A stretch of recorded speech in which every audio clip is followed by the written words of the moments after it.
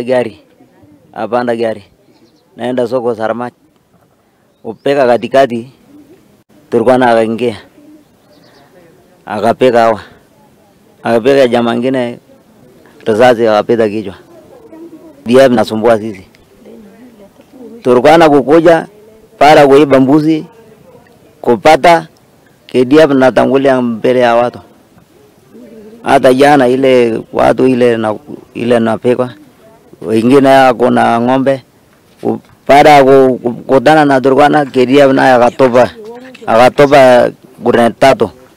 Hawa Mheshimiwa Jane Mengich, MCA Security Ward, tumeshindwa hata kujieleza. Hiyo attack wakati ilifanyika, watu wetu kujaribu kurespond ndo hawa KDF. It's like Turkana bandits wako cooperate na KDF ambao wako Kaino.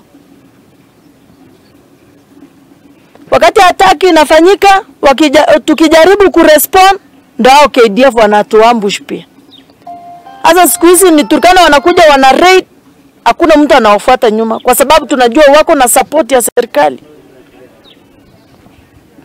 Saizi hivi tunalia hapa Kapenguri hospitali.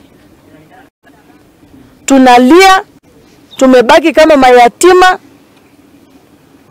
Waume wa Pokot wameisha. Wamama wamebaki, watoto wamebaki. Tunauliwa hata vijana wadogo, bora ni mfulana hata wa mwaka 3. Mulisikia juzi kijana mtoto mfulana mdogo. Serikali mimi nawaomba sana. Mheshimiwa Duale, kuna KDF wako Lawyer Path Station inaitwa Lawyer Path. Ninakuomba utoke Nairobi kuja kwa hiyo station maana unasimamia mambo ya defense. Ni hawa KDF wameshikana na bandits wa Turkana kutumaliza sisi. Na tukitingana ripoti